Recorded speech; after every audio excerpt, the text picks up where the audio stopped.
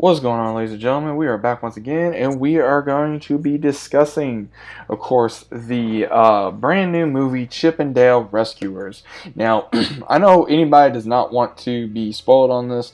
Go ahead and click off the video, and let me know what your thoughts were about the movie if you did watch it. What were your thoughts? What was your dislikes and likes about this film?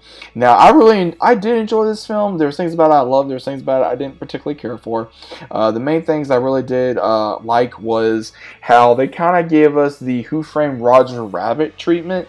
And when I say this, it basically goes from Dale from when he was little to meeting Chip at school. You know, neither one of them had friends, and they became best friends and doing all kinds of different things and trying to become actors. Then land the show Chip and Dale Rescuers, and of course, Monty and all these other characters. But it was, I will say, it was a great, interesting, you know, it was just great. I mean, Monterey Jack, Gadget, all these ones that we all know and love, and they were on, Rescuers, and then, Dale, he got a gig that he was going to be like almost like a 007, and he was going to leave Chip and try to be his own star. It didn't work out. The show got canceled. That's the way they're saying that the show got canceled. And then also how Dale became one of them celebrities where he just signs autographs, takes pictures, and tries to get his career from the uprising, and Chip is doing insurance sales. And then one day where Monterey Jack calls them for help, he goes missing. They go on the hunt to try to find him, and this is where the story begins. Now again, they do a lot, and I mean a lot of different cameos in this film. Anything Disney related is in this film. Even they have Ugly Sonic in this film, which was absolutely hilarious because it kind of makes me wonder how Paramount got allowed this to happen, which it kind of makes me wonder if they're going to be in trouble for allowing this to happen. And then also showing us some old school characters like Roger Rabbit, the whole Paula Abdul with the whole opposite track, My Little Pony, Little Mermaid, Aladdin, Jungle Book.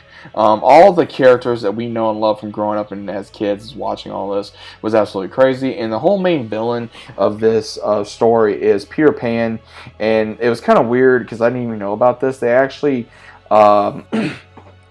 gave the story of almost like the real life actor, what happened to the real life actor, where the real life actor, unfortunately, when he got through puberty, they stopped using him and he became homeless and addicted to drugs, and then he died. And they're saying for this version of Peter Pan, as soon as he went through puberty, they just threw him out and he discovered bootlegging movies and he just wanted to make his own company. So that's pretty much what he does. And then also they were using different ones that owed them money, and that's the reason why that Monterey Jack apparently went missing. So again, it is one of those movies where it's a good kid movie. It's good for 90s nostalgia or 80s nostalgia. Again, it is a very good film. It's a good film, but at the same time, it can't be probably the best film. And again, it does bring up a lot of different things from when we were kids. And at the same time, there was things about it where I'm like, maybe it shouldn't be like this, maybe it should be like this. Again, there are things about the film that will make you go, oh man, I remember this, oh man, I'm in nostalgia mode, or oh, I'm in this, or I'm in that. Again, that's great. But at the same time, I like the way that they did this to where we need more movies where it's going to kind of go in the same universe as Chip and Dale. And when I say that, I mean where maybe they do another movie where Chip and Dale get mentioned or shown and we have a cameo or something of that nature. Because again, if they do it correctly, because again, there were so many cameos in this film. We even got to see, Scrooge McDuck from DuckTales. And we got to see, other ones. And what was really weird about this is Gadget and Zipper getting together, where there was no indication, I don't even remember, that they were even in a relationship, even in the show. So that made no sense to me. And some of the comedy kind of dropped a few times. Sometimes it did, sometimes it didn't. Other times it was funny. But again, if you love this movie or show growing up, then you're probably going to enjoy the movie. Will I watch this again? Yes, I will, of course. I like Chip and Dale. I'm not the biggest fan of Chip and Dale. No, I am not, but I will still watch this film. It was very funny, even with Seth Rogen, where he played a character by the name of Bob, and he went up against he got to see Pumbaa, live action Pumbaa, and then of course Mantis from Kung Fu Panda, which is really funny. So again, there was a lot of 80s and 90s and Disney nostalgia all wrapped around this film. And could this be a sequel? Maybe. It could be where they're at after the events of this film. It could be where they are back on top and they need, they're going on another mission or something. I don't know. But again, there's a lot of cameos in this film. I can't probably name every single last one of them.